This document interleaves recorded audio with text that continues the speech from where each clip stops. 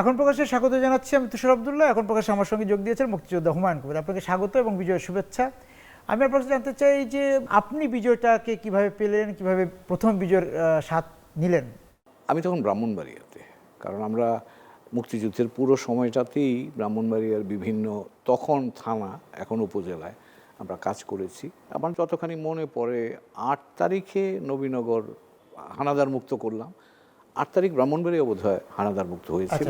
নবীনগর এবং ব্রাহ্মণবাড়ি একই দিনে মুক্ত হলো। কাছাকাছি সব আমার যেটুকু মনে করছি। তো আমরা ব্রাহ্মণবাড়িয়াতে এসেছি এবং অধীর আগ্রহে অপেক্ষা করছি, কারণ আমরা বিজয় দিবসে যাওয়ার পথে আছি। আমরা জানছি, দেখতে পাচ্ছি যে পাকিস্তানিরা আত্মসমর্পণ করতে করতে পিছিয়ে যাচ্ছে। 14 তারিখ আমার মনে আছে জাতিসংঘে নিরাপত্তা পরিষদে একটা প্রস্তাব নিয়ে আলোচনা হচ্ছে যে সিজ ফায়ার করা যায় কিনা ইস্ট পাকিস্তানে। আমাদের জন্য কিন্তু এটা চিন্তার কারণ। তার কারণ হচ্ছে যদি সিজ ফায়ার হয় তাহলে আমাদের এই মুক্তিযুদ্ধের, আমরা স্বাধীনতার জন্য যে চেষ্টাটা করছি সেই চেষ্টাটা ব্যর্থ হয়ে যেতে পারে, এরকম একটা আশঙ্কা কিন্তু আছে। এর মধ্যেই সোভিয়েত ইউনিয়ন, তৎকালীন সোভিয়েত ইউনিয়ন ভেটো দিল এবং ভেটো দেওয়ার ফলে এই প্রস্তাবটা ভেস্তে যায়। এবং তারপরে 16 তারিখে যেটা হলো, আমরা বিকেল 4টা অপেক্ষা করছি খুব অধীর আগ্রহে যে কখন আত্মসমর্পণ হবে। খবর আসছে যে পাকিস্তানিরা আত্মসমর্পণ করবে। বিকেল 4টা, 4:30টার দিকে তারা যখন আত্মসমর্পণ করলো, এটা একটা বলতে পারেন একটা প্রজন্মের অনুভূতি, যে আমরা যুদ্ধ করে একটা অর্জন পেলাম। একটা বিশেষ রকমের অনুভূতির কথাই বলবো। এবং আমার মনে পড়ে যে সারা দেশ তো বটেই, আমি তো সারা দেশের তখন কথা বলতে পারবো না, অন্তত আমাদের ব্রাহ্মণবাড়িয়াতে মানুষজন রাস্তায় নেমে চিৎকার, মানে যার গলায় যতটা জোর আছে। এবং ব্রাহ্মণবাড়িয়া তো সেই সময় আমরা যদি বলি যে 71-এ বাংলাদেশের যে কয়টাই রণক্ষেত্র ছিল তার মধ্যে ব্রাহ্মণবাড়িয়া অঞ্চলটা ছিল খুবই গুরুত্বপূর্ণ। শালদা নদী, নবীনগর, এগুলো তো রাইট। এবং আখাউড়া বিরাট রকমের বড় ধরন, এবং প্রথম দিকের যুদ্ধের জায়গাগুলো কিন্তু এটাই ছিল। এবং ব্রাহ্মণবাড়িয়া শহর, আশুগঞ্জ, এই জায়গাগুলোতেও কিন্তু যুদ্ধ বিস্তৃত ছিল। পাকিস্তানিরা ফেরত যখনও যাচ্ছে তখনও তারা কিন্তু তাদের নিজেদের রক্ষার জন্য এই মুক্তিযোদ্ধাদের সাথে, ভারতীয় সেনাবাহিনীর সাথে কিন্তু সংঘাত করেছে।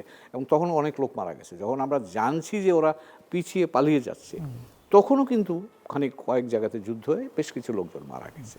তো যেটা বলবো যে এটা আসলে মানে এই জয়ের অনুভূতি প্রকাশ করা খুব কঠিন এই কারণে যে আমরা কিন্তু অনেক মূল্য দিয়ে এই জয়টা অর্জন করতে হয়েছে। বাংলাদেশে খুব কম বাড়িঘর ছিল, কম জায়গা ছিল যেখানে মানুষ মারা যায়নি, ক্ষতিগ্রস্ত হয়নি। পাকিস্তানিরা নারী ধর্ষণের মতো যে ঘটনাগুলো ঘটিয়েছে, বিশেষ করে আমাদের অঞ্চলে আখাউড়াতে, যেহেতু এটা বড় একটা ঘাঁটি ছিল পাকিস্তানিদের, ওখানে কিন্তু অনেক ঘটনা আমরা শুনেছি। এবং সেই এত কিছুর পরে, এত কিছু নেতিবাচকতার পরে যখন আপনি আপনার শত্রুকে পরাজিত করেছেন মাঠে, এটা একটা অসাধারণ একটা অনুভূতি আমাদের ছিল। এবং সেই অনুভূতির স্বপ্ন, আমি বলবো যে এটা একটা অনুভূতি না, শুধু এটা একটা স্বপ্ন হিসাবে রয়ে গেল। এবং আমরা বাংলাদেশকে সাজাবো, সেই স্বপ্ন নিয়েই আমাদের যাব। আপনার দুটো শব্দ নেই, একটা হচ্ছে অর্জন, একটা সাজাবো। তা অর্জন থেকে তো সাজানোর বিষয়টা আসে, বা সাজাতে সাজাতে সাজিয়ে তুলতে তুলতে অর্জনের পথে যাওয়া। আপনার কাছে কি মনে হলো যে এই আপনাদের প্রজন্ম, তারপরে আরও 2টা প্রজন্ম তো চলে এসছে, আমরা কতটা বাংলাদেশকে সাজাতে পেরেছি? অর্জনটা আমরা বড় অর্জন করেছি। তার কারণ হলো যে এই জনপদ, যেটা বাংলাদেশ বলি আমরা, এই জনপদ এই প্রথম স্বাধীন একটা সত্তা হিসাবে কিন্তু আবির্ভূত হয়েছে বাংলাদেশ নামে। তো কাজে এই জায়গাটায় আমাদের অর্জন নিশ্চিতভাবেই একটা, আমি বলবো যে গুরুত্বপূর্ণ একটা অগ্রগতি। রাষ্ট্র গঠনের চিন্তা, রাষ্ট্র গঠনের, স্বাধীন রাষ্ট্র আমরা আমাদের সিদ্ধান্ত নেওয়ার সার্বভৌম ক্ষমতা আমরা রাখি। তো সেই দিক থেকে নিশ্চিতভাবে এটা একটা বড় অর্জন হিসাবে আমরা দেখতে পারি। বড়, ঐতিহাসিক, যেই বিশেষণে আপনি দিতে চান। সাজানোর যে জায়গাটা বললেন, সেই জায়গাটায় আমাদের দুর্বলতা আছে। তার কারণ হলো আমরা রাষ্ট্রটা গঠন করেছি, এবং সেখানে আমি একটু মুক্তিযুদ্ধের তখনকার জায়গায় একটু ফেরত যেতে চাইব। আমরা কেন মুক্তিযুদ্ধ করেছিলাম, কেন স্বাধীনতাটা চেয়েছিলাম, বা কেন বাধ্য হয়েছিলাম স্বাধীনতা চাইতে? প্রথম ছিল যে একটা গণতান্ত্রিক অধিকারের জন্য কিন্তু আমরা আমরা সংগ্রাম করছিলাম। এবং সেই গণতান্ত্রিক অধিকার পাইনি বলেই, এবং আমাদের গণতান্ত্রিক অধিকারকে আক্রমণের মুখে পড়তে হয়েছে বলেই কিন্তু আমরা অস্ত্র ধরেছি গণতান্ত্রিক অধিকার রক্ষার জন্য। আমরা একটা বৈষম্যহীন সমাজের স্বপ্ন দেখেছিলাম। কারণ বৈষম্য আমরা তখনকার পূর্ব পাকিস্তানে আমরা বৈষম্যের শিকার হচ্ছিলাম বলেই টু ইকোনমি থিওরি, যেটা দুই অর্থনীতির তত্ত্ব যেটা করা হয়েছিল, যার ভিত্তিতে 66 সালে 6 দফা এসেছিল, তার ধারাবাহিকতায় আমরা আমাদের স্বপ্ন ছিল যে আমরা একটা বৈষম্যহীন রাষ্ট্র করব। আরেকটা জিনিস ছিল, পাকিস্তানিরা আমাদেরকে, আমরা মানুষ হিসেবে যেটুকু মর্যাদা পাওয়ার দরকার, তারা কিন্তু আমাদের সেই সমমর্যাদার ভিত্তিতে দেখেনি, সে স্বীকৃতি দেয়নি না। ফলে আমরা একটা আত্মমর্যাদা পাবার একটা আমাদের প্রচেষ্টা ছিল, সামাজিক ন্যায় বিচারের কথা ছিল। এবং এটা কিন্তু বাংলাদেশের 10ই এপ্রিলে 1971-এর যে প্রোক্লামেশন অফ ইন্ডিপেন্ডেন্স আছে, সেখানে কিন্তু এই কথাগুলো বলা আছে। তো কাজে সেইটাই আমাদের স্বপ্ন এবং সেটা নিয়ে আমরা সামনে গেছি। আজকে যদি আপনি বলেন 54 বছর পরে এসে আমরা যদি দেখি, আর সে জায়গায় বোধহয় অনেক ঘাটতি। আজও পর্যন্ত আমরা বাংলাদেশে একটা জনগণের জন্য গণতন্ত্র বা জনগণের স্বার্থকে সমুন্নত রাখবার জন্য, এগিয়ে নিয়ে যাওয়ার জন্য জনগণের অংশগ্রহণমূলক একটা ব্যবস্থাকে যদি আমরা গণতান্ত্রিক ব্যবস্থা বলি, তাহলে সেই গণতান্ত্রিক ব্যবস্থা কিন্তু আজও পর্যন্ত আমরা করতে পারিনি। আমাদের এখানে এক ধরনের একটা গোষ্ঠী গণতন্ত্র তৈরি হয়েছে। এটা হলো আমাদের গণতান্ত্রিক চেতনার অসম্পূর্ণতা যদি বলি আমি। দ্বিতীয় জায়গাটা হচ্ছে আপনি বৈষম্য। বাংলাদেশ যদি দক্ষিণ এশিয়ার দেশগুলোর মধ্যে আমি দেখি, আমরা অন্যতম বড় বৈষম্যর দেশে রূপান্তরিত হয়েছে, যেটা 71-এ মুক্তিযুদ্ধের অন্যতম প্রধান আমাদের স্পিরিট বা চেতনা ছিল যদি বলেন। সেখান থেকে কিন্তু আমরা পেছন দিকে গেছি, সামনের দিকে যেতে পারিনি। তো কাজেই সেখানেও আমরা এই স্বপ্নের এই জায়গাটা কিন্তু হয়নি। এবং এখন বাংলাদেশ যেটা বলছিলাম যে এখানে গোষ্ঠী ক্ষমতা নিয়ন্ত্রণ করছে, সাধারণ মানুষের কিন্তু এই অংশগ্রহণের জায়গাটা এখনও পর্যন্ত অনিশ্চিত। এবং ফলে এমন একটা অর্থনৈতিক কাঠামো আমরা তৈরি করেছি যেখানে ক্রমাগতভাবে এক বিশেষ গোষ্ঠী তারা ক্ষমতাশালী হচ্ছে, আর মানুষ কিন্তু সেই দিক থেকে দূরে সরে যাচ্ছে। তো কাজেই বৈষম্যহীন সমাজের স্বপ্নটা কিন্তু হয়নি। আর লাস্ট পয়েন্টটা যেটা বলবো সেটা হচ্ছে যে সামাজিক মর্যাদা। যে কোনো গণতান্ত্রিক ব্যবস্থার প্রথম উপাদান হচ্ছে কনসেন্ট বেসড গভর্নেন্স। বাংলাদেশে তো আজও পর্যন্ত মানুষ নির্বাচনের মধ্য দিয়ে তার মতামত নির্ভয়ে প্রকাশ করবে, সেই কনসেন্টের জায়গায় তো আমরা তৈরি করতে পারিনি। কাজে আমাদের স্বপ্নের কাঠামোগুলো আছে, কিন্তু স্বপ্নের প্রাণটা কিন্তু এখন আমার মনে হয় এখন আমরা খুঁজে বেড়াচ্ছি। এবং নতুন প্রজন্ম 24 সালে যখন রাস্তায় নামলো, তারাও কিন্তু এই কথাগুলোরই অনুরণন করেছে। তারাও গণতন্ত্রের কথা বলছে, বৈষম্য বিরুদ্ধে কথা বলছে, তারাও আত্মমর্যাদার কথা বলছে, সামাজিক ন্যায় বিচারের কথা বলছে। আমার কাছে অনেকে এটার সাথে একমত হয়তো হবেন না, আমার কাছে কিন্তু মনে হয় 24-এর যে আমরা দেখলাম সেটা কিন্তু 71-এর ধারাবাহিকতা হিসাবেই। এখন এটাকে বিভিন্নজন বিভিন্নভাবে ব্যাখ্যা করছে, কিন্তু আমি কিন্তু ওই বক্তব্যের মধ্যে কিন্তু এই যে আমাদের স্বপ্নের যে ধারাবাহিকতা সেটা কিন্তু আমি দেখি। হ্যাঁ, মানে বৈষম্য তো ওই যে এই 70-এর বৈষম্য, 60-এর দশকের বৈষম্য ধারাবাহিকতা 24, আমরা 71-এর বৈষম্য থেকে মুক্ত হওয়ার জন্য। কিন্তু আপনারা কেন, মানে আমি বিরতিতে যাব, ফিরে এসে জানতে চাবো যে এই আবার ধরেন ওইটা তো ছিল যে পাকিস্তান আমাদেরকে, পশ্চিম পাকিস্তান আমাদেরকে বৈষম্য, আমাদের শ্রেণী বৈষম্য তৈরি করেছে, আমাদের অর্থনৈতিক বৈষম্য, সামাজিক বৈষম্য, এবং মানুষ হিসেবে আমরা স্বীকৃতি পাইনি, নাগরিক হিসেবে স্বীকৃতি পাইনি। সেই জায়গা থেকে আমরা আবার নিজের হাতে কীভাবে বৈষম্য তৈরি করলাম? আপনার কাছে এটা মনে হয় কিনা যে শ্রেণী বিন্যাসটা আরও বড় হলো এবং রাষ্ট্রের সঙ্গে জনগণের বা নাগরিকের দূরত্বটা বাড়লো? তা সেটা রাষ্ট্রবিজ্ঞানের ছাত্র আপনি, সেই জায়গা থেকে আপনার কাছে ব্যাখ্যা শুনবো বিরতি থেকে ফিরে এসে। দর্শক, আমরা যাচ্ছি এখন প্রকাশের বিরতিতে, ফিরে এসে কথা হবে বিজয় নিয়ে।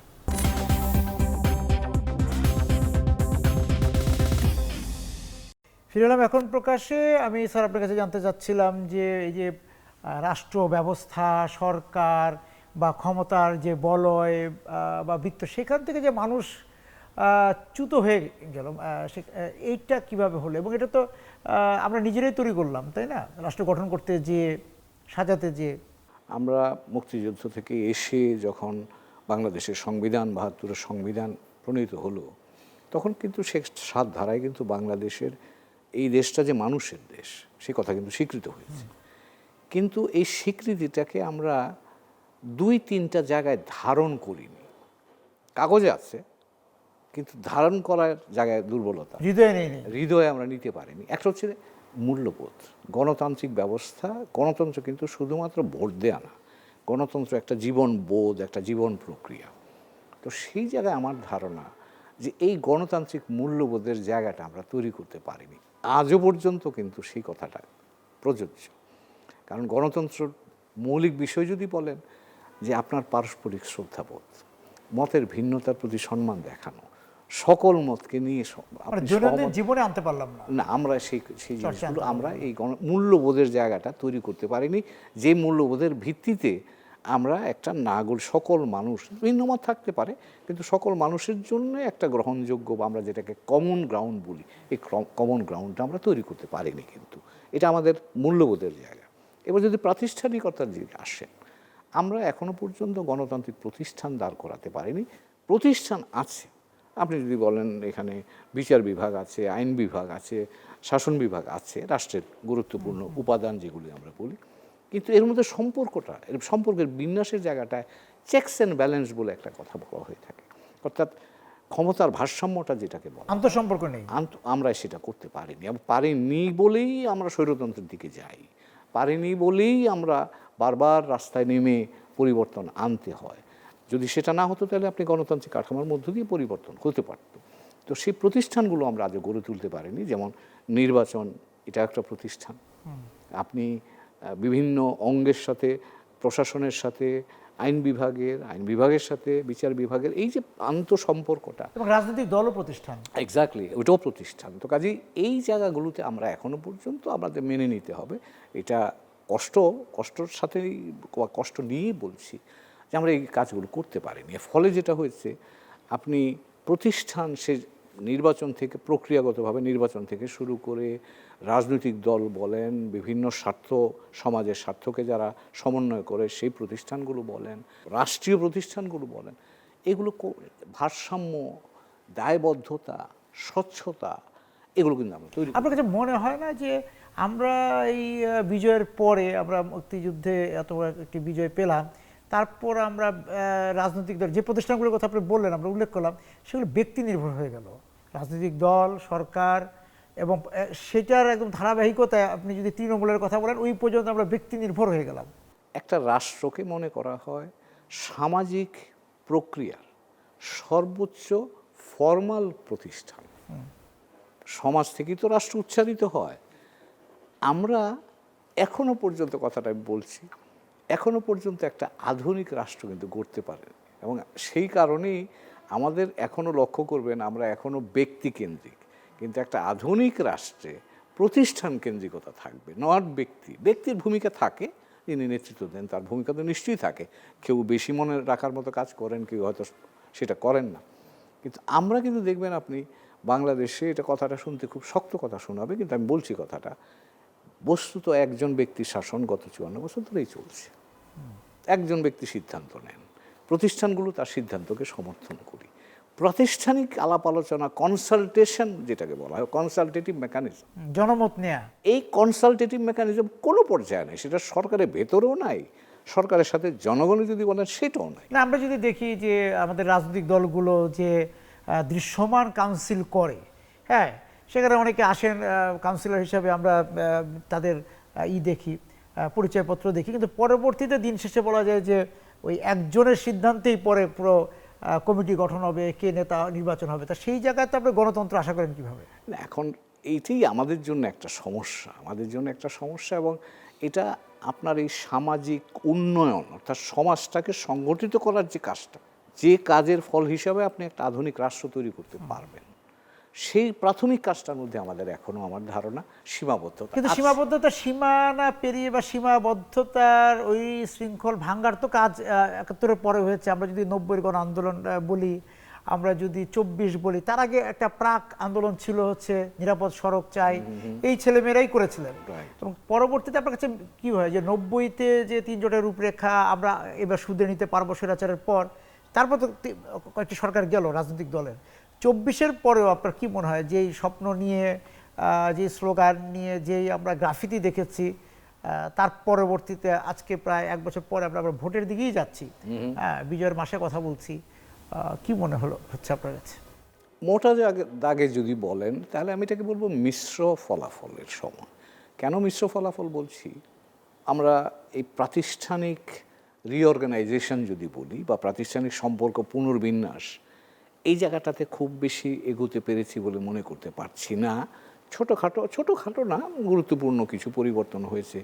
বিচার বিভাগের স্বাধীনতার ব্যাপারে একটা অগ্রগতি হয়েছে, আলাদা সচিবালয় হচ্ছে, এটা আমি বলবো যে এটা একটা উল্লেখযোগ্য অগ্রগতি। জুলাই সনদ অন্তত রাজনৈতিক দলগুলো নিজেদের মধ্যে বসে প্রায় 9 মাস ধরে বসে একটা জায়গায় তারা এসছে আলাপ আলোচনার মধ্য দিয়ে, এটাকে আমি গুরুত্বপূর্ণ একটা অগ্রগতি বলে মনে করি। কিন্তু আমরা 24-এ যেই বড় ধরনের পরিবর্তন আশা করেছিলাম, যেই ধরনের, যেমন ধরেন আপনি সংস্কার বলতে আমরা সরকারের কি দায়বদ্ধতাটা সুনিশ্চিত করতে পারছি, স্বচ্ছতাকে সুনিশ্চিত করার জায়গা আমরা তৈরি করতে পেরেছি, সহিষ্ণুতাকে তৈরি হয়েছে, রাজনৈতিক দলগুলোর মধ্যে কি কোনো অভ্যন্তরীণ গণতান্ত্রিক চর্চা, দায়বদ্ধতা, স্বচ্ছতার জায়গাটা তৈরি করতে পেরেছি, এই জায়গাগুলোতে কিন্তু আমরা এখনো পারিনি। তবে আমি 71-এর তরুণ হিসাবে যেটা দেখেছি, এখন 24 দেখলাম একজন বুড়ো মানুষ হিসাবে, আমার কাছে আমি একটা প্রজন্মের বিবর্তন দেখছি। এবং আমার ধারণা এই বিবর্তনটা এই মুহূর্তে যদিও না দেখি, অনেক এই বিবর্তনটা কিন্তু সামনের দিকে যাবে। আমি কথাটা আর একটু ব্যাখ্যা করি। সেটা হবে এইরকম, আমি যেটা মাঠ পর্যায়ে ঘুরি দেখি, আজকালকার তরুণ কিন্তু সে অনেক দিক থেকে সক্ষমতা অর্জন করেছে, সেটা আপনি গোষ্ঠীগতভাবে বলেন, ব্যক্তিগতভাবে বলেন। তার কাছে অনেক প্রযুক্তি আছে, কিন্তু এখন প্রযুক্তি তাকে ক্ষমতায়িত করেছে, তারা অনেক বেশি কানেক্টেড, অনেক বেশি ইনফর্ম। এখন এর ফলে যেটা হবে, গভর্নেন্সটা গত 54 বছর ধরে আমরা যেভাবে চালাতাম, আমার ধারণা এই ধারাটা অন্যভাবে করতে হবে। সেই ধারায় বিরতিতে যেতে হবে। ফিরে এসে আপনাদের জানতে চাবো যে আপনি তরুণদের ব্যাপারে যে বিষয়টা বলেছেন, যে তরুণরা প্রশ্ন করতে শিখেছে 24-এ এসে, এবং যে কাউকে যে কোনো জবাবদিহিতার মুখে পড়তে হচ্ছে, সে পড়তে বাধ্য, বা তার ওই একটা সংখ্যা থাকে যে আমাকে মনে হয় একটা কোনো প্রশ্ন বা জবাবদিহিতার মুখে পড়তে হবে। সেই জায়গা থেকে হয়তো সে নিজেকে একটু, সে প্রতিষ্ঠান হোক ব্যক্তি হোক, সে একটু সংযমী হবে। সেইটা ভোটের পর, নির্বাচনের পর, যখন কোনো রাজনৈতিক দল, সেটা জাতীয় সরকার গঠন হোক বা ব্যক্তিগত বা এককভাবে সরকার গঠন হোক, তারা সেই প্রশ্নকে আর সমীহ করবেন কিনা, সেই আপনার সেই পূর্বাভাসটা জানতে চাবো বিরতি থেকে ফিরে এসে। দর্শক, আমরা এখন প্রকাশ্যে আবার যাচ্ছি বিরতিতে।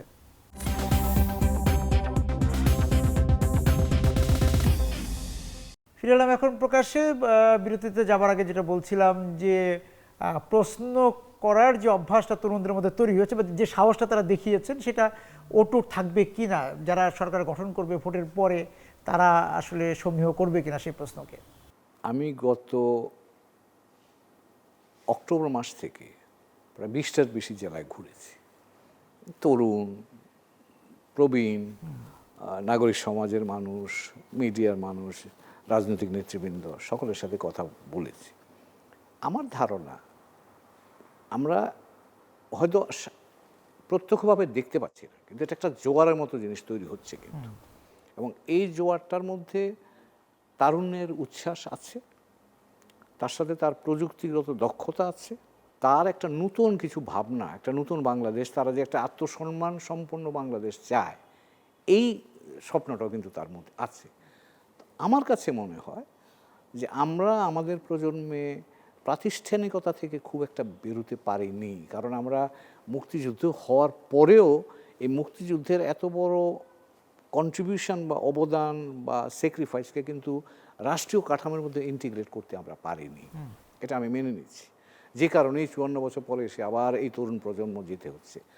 তো আমার ব্যক্তিগত ধারণা হচ্ছে যে এই তারুণ্যের উত্থানটা, এটা ডিসরাপটিভ হবে। এটা আমার ধারণা কোনো সরকার আগের মতো যেভাবে চলেছে, একপাক্ষিক, প্রশ্নহীন বা কোনো কিছুকে পরোয়া না করা, এটা বোধহয় সম্ভব হবে না, এটা আমার ধারণা। এবং সেটার নমুনা কিছুটা আমরা শ্রীলঙ্কাতে দেখেছি, আমরা এখন চলমান নেপালও কিন্তু দেখতে পাচ্ছি।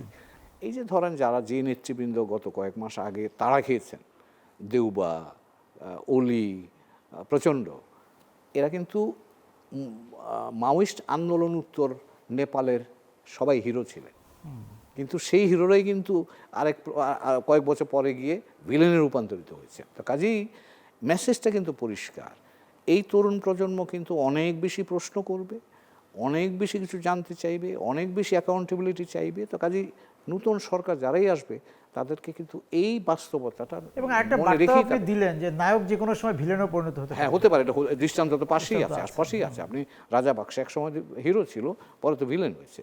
তো কাজে এগুলো কিন্তু আমাদের মানে আমি বলবো উপাদান হিসেবে থাকবে। আরেকটা বিষয় জানতে চাই, সেটা হচ্ছে যে 54 বছর মানে আপনারা মুক্তিযুদ্ধ করেছেন, আমরা বড় হতে হতে যে বিজয় দেখার যে মানে যে কাহিনীগুলি বা গল্প বলি বা যেভাবেই বলি না কেন, বিজয়ের আখ্যানগুলো যেটা শুনতে পেয়েছি, তারপর যেটা দেখতে পেলাম, যেগুলি পাঠ করার সুযোগ হলো, সেখানে কিন্তু আমরা দেখলাম যে রাজনৈতিকভাবে বা পুরো জাতি বিভক্ত হয়ে গেলো। এই যে বিজয়, এই বিজয়ের অংশীদারিত্ব কার, এই যে বিতর্ক একটা, সেই বিতর্ক থেকে কি আমরা খুব বেরোতে পারলাম 24-এর পর, যে কার এইখানে অর্জনের এই ভাগীদার কারা আসলে? এইটাও তো বাংলাদেশকে গঠনের ক্ষেত্রে একটা জটিলতা তৈরি করেছে এবং এটা একটা আইডেন্টিটি ইস্যু। আমরা কারা, আমরা কারা সামনে যাব, এটা আপনি সঠিক বলেছেন। আমার ধারণা এখনো বিতর্ক আছে, টেনশন আছে, এটা আমরা মানি। আমরা বেসিক্যালি কিন্তু আপনি যদি এবার একটু ভেতরে যাই তাহলে দেখবো আমরা কিন্তু একটা সিনক্রেটিক নেশন বলা হয়। যারা গবেষক তারা কিন্তু অনেক লেখাপড়া করে বইপত্র লিখেছে। তার অর্থ হচ্ছে আমাদের মধ্যে দুইটা আইডেন্টিটি ক্রোমোজোমের মতো জড়িয়ে আছে, এক্স ওয়াই। একটা হচ্ছে আমাদের সংস্কৃতি, আর একটা হচ্ছে ধর্ম।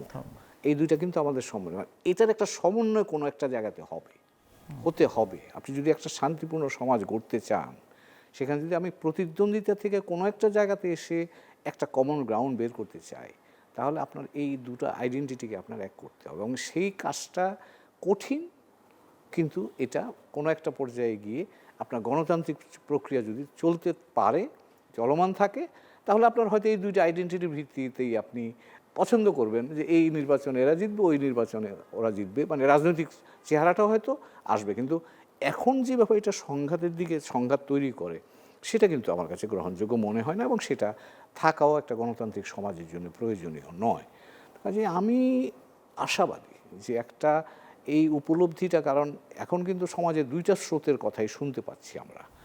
ধর্ম নিয়েও কথাবার্তা হচ্ছে বা ধর্মের নামে কথাবার্তা হচ্ছে, অন্যদিকে সংস্কৃতি নিয়েও কথাবার্তা হচ্ছে। তো কাজেই আমরা এই দুটোই কিন্তু আমাদের ইনসেপারেবল আইডেন্টিটি। আমি কোনোটাকে বাদ দিয়ে কোনোটা নিতে পারবো না। তো কাজে এই দুটো মিলে সংস্কৃতি, ইয়েস, এই দুটো মিলে গেছে, বললাম তো, ইটস এ ক্রোমোজোম, দুটো মিলে এক্স ওয়াই এলিমেন্ট আছে এর মধ্যে, এই দুটোর মধ্যে। কাজে এই ক্রোমোজোমটাকে আপনাকে তৈরি করতে হবে, এবং সেটা যদি করতে পারি তাহলেই আমার ধারণা আমরা এবং তৈরি করার মোহনায় কি আমরা যেতে পারলাম? এখনো দেখছি না, কিন্তু এই মোহনায় আপনাকে যেতে হবে। এবং সেটা হয়তো কোনো দেশ সেটা খুব সুচিন্তিতভাবে করে ফেলতে পারে, কোনো দেশ হয়তো হাঁটতে হাঁটতে গিয়ে পথে পথে আবিষ্কার করতে পারে। তো সেই প্রক্রিয়াটা আমার মনে হয় কোনো একটা পর্যায়ে যাবে, এবং সেই জায়গায় আছি। কারণ এখনও আপনি এই নিয়ে বিতর্ক আছে, আইডেন্টিটি নিয়ে, কিন্তু কেউ কিন্তু কোনোটাকে ফেলে দিচ্ছে না, দুটোই কিন্তু নিয়ে আলোচনা হচ্ছে, এবং একটা পর্যায়ে আলোচনা হতে হতে একটা কমন। আমরা রাজনৈতিক দলগুলোকে নিয়ে সমালোচনা করি যে রাজনৈতিক দলগুলো প্রতিষ্ঠান তৈরি হতে দেয়নি, ব্যক্তি কেন্দ্রিক চর্চা থেকে বিরত। কিন্তু যদিও আমরা 14 ডিসেম্বর পার করে আসলাম, আমাদের 14 ডিসেম্বরের শূন্যতার কথা আমরা বলি, কিন্তু যে কোনো বিজয় দেখতে গেলে তো বুদ্ধিভিত্তিক সমাজের একটা অবদান আছে। বুদ্ধিজীবী পরবর্তীতে 90 দশকে সুশীল শব্দটা আসে, সেগুলি নানাভাবে নেতিবাচক ইতিবাচকভাবে ব্যবহার হয়। আমরা সেদিকে না যে আমরা আসলে বুদ্ধিভিত্তিক চর্চাটাকে যদি আমরা গুরুত্ব দিই, সেই জায়গায় এই তারা কি ভূমিকা পালন করলেন। এবং এখন বিজয়ের দিকে যাওয়ার জন্য বলা হচ্ছে যে বুদ্ধিভিত্তিকেরও এক ধরনের মৌনতা কাজ করছে। এটা আপনার পর্যবেক্ষণটা জানবো। বিজয় মানে আমরা একটা বিরতিতে যাচ্ছি, ফিরে এসে দর্শক এখন প্রকাশ্যে বিরতিতে যাচ্ছি, ফিরে এসে কথা হবে বিজয় নিয়ে।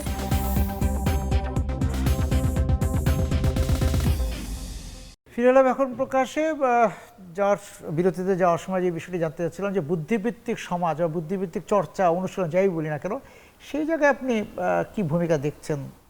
বুদ্ধিভিত্তিক জায়গাটাতে আপনি পার্টিকুলারলি কমন গ্রাউন্ড যে জায়গাটা আমরা বলি, এখানে যেতে গেলে চিন্তার দরকার। যেহেতু আমরা সবেমাত্র একটা আন্দোলন, বড় ধরনের আন্দোলন, ভায়োলেন্স এর মধ্য দিয়ে আমরা এসেছি, সেই চিন্তার জায়গাটা বোধহয় এখনো স্থিতিশীল হয়নি, এটা আমার ব্যক্তিগত ধারণা। কম্পন আছে, এখনো কম্পন আছে, এবং সেই কম্পনটাকে স্তিমিত করার জন্যে বা এটাকে গঠনমূলক জায়গায় নেওয়ার জন্যে বুদ্ধিবৃত্তিক চর্চার কোনো বিকল্প নাই। আমি রাষ্ট্রবিজ্ঞানের ছাত্র, আপনি বললেন, চাকরি জীবনে কূটনীতির কাজ করেছি এবং সেই কাজের এক অন্যতম একটা প্রধান বিষয় ছিল সমস্যা কিভাবে শান্তিপূর্ণ সমাধান করা যায়, কনফ্লিক্ট রেজলিউশন যেটাকে আমরা বলি। তা আমাদের সমাজে কিন্তু এই কাজটা হয়নি। আমরা কনফ্লিক্ট তৈরি করেছি কিন্তু এটা রিজলভ করাটা আমরা করিনি বা করতে পারিনি। এখন আমার ধারণা এই জায়গাটাতে আমাদের মনোযোগী হতে হবে এবং এটা আরেকটা বলতে পারেন যে এক ধরনের লিফটিং অফ আওয়ার এবিলিটি, একটা যে পর্যায়ে সক্ষমতা আছে তার চাইতে অনেক সামনের দিকে আমাকে যেতে হবে। আপনার সাথে আবার আর্গুমেন্ট হবে, আমি যুক্তি দিয়ে আর আপনার সাথে কথা বলবো, আপনার মত থাকবে, আমার মত থাকবে, কিন্তু একটা সমন্বিত জায়গায় আসতে হবে। এবং সেটা আমার ধারণা যে সেই কাজটা হওয়ার জন্য গণতান্ত্রিক প্রক্রিয়ার প্রয়োজনটা খুব বেশি, কারণ গণতান্ত্রিক প্রক্রিয়া যদি না থাকে তাহলে তো আর আপনার সাথে আমি কথা বলার সুযোগ থাকে না। তো কাজেই এখানে আশাবাদী আমি যে আগামী নির্বাচনের মধ্য দিয়ে যদি একটা সরকার গঠিত হয়, তারা যদি গত 24-এর ধারণাগুলো খানিকটাও ধারণ করে এবং একটা গণতান্ত্রিক পরিবেশ যদি হয়, অনেক মত থাকবে, কিছু মত ভালো লাগবে, কিছু মত ভালো লাগবে না, কিন্তু সকলের কাছে গ্রহণযোগ্য একটা কাঠামো দাঁড় করাতে হলে একটা সমন্বিত জায়গায় যাওয়াটা খুব জরুরি দরকার।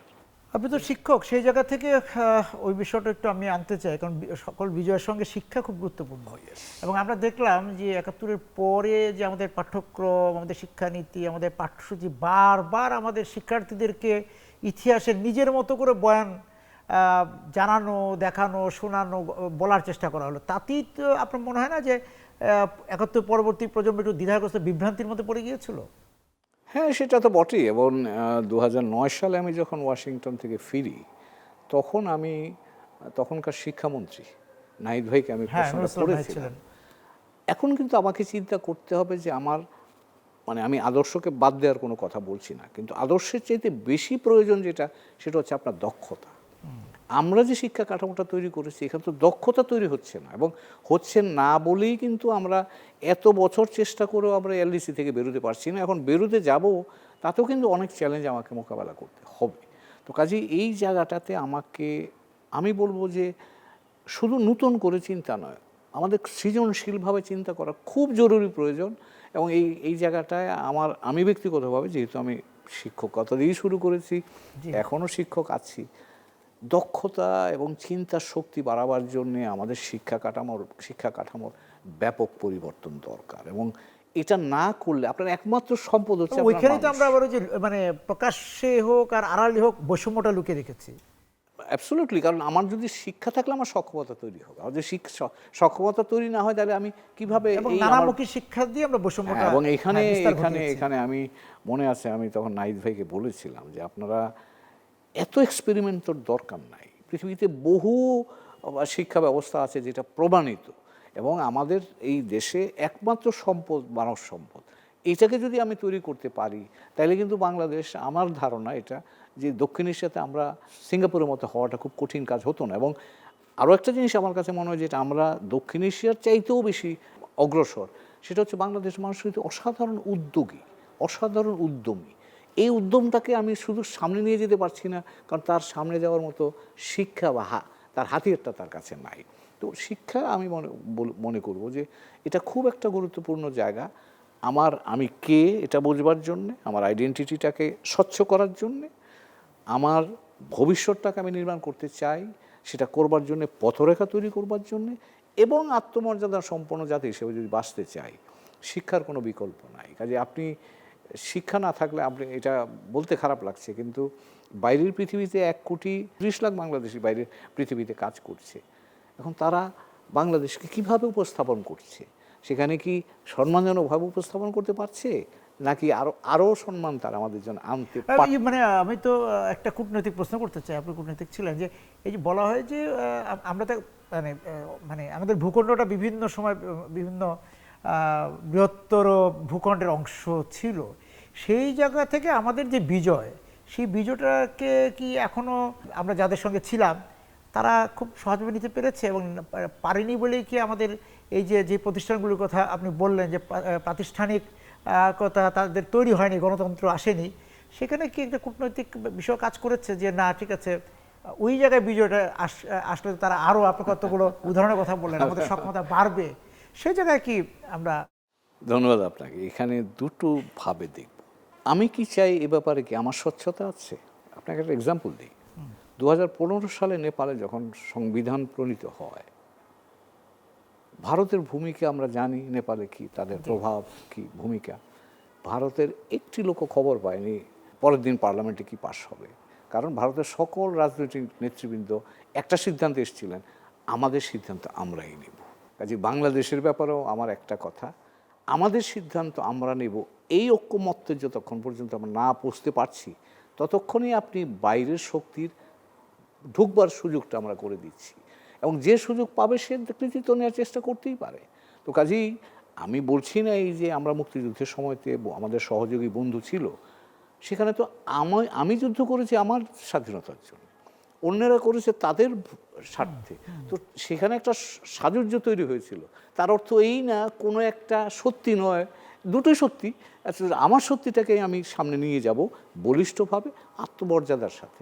এটাই আমার কাছে বাংলাদেশ মনে হয়।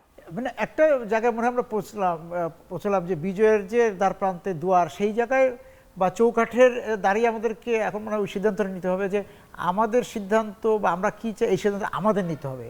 এটা যদি আমরা নেওয়া শিখি বা শুরু করি তাহলেই মনে হয় বিজয়ের কাছে আমরা যেতে পারবো। আপনি অ্যাবসলিউটলি রাইট। এবং আমি যেহেতু শিক্ষকতা করি, আমি এটা বলি যে বাংলাদেশের নিরাপত্তার সবচেয়ে বড় সংকট হচ্ছে আমার অভ্যন্তরীণ সহমতের অভাব।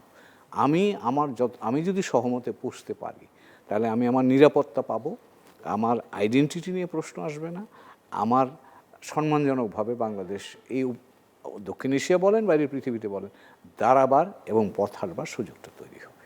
আপনাকে আজকে অনেক ধন্যবাদ আমাদের সঙ্গে যোগ দেওয়ার জন্য। আবারও আপনাকে বিজয়ের শুভেচ্ছা জানিয়ে শেষ করছি। দর্শক, আপনাদেরকে বিজয়ের শুভেচ্ছা জানিয়ে শেষ করছি আজকের এখন প্রকাশ। শুভরাত্রি।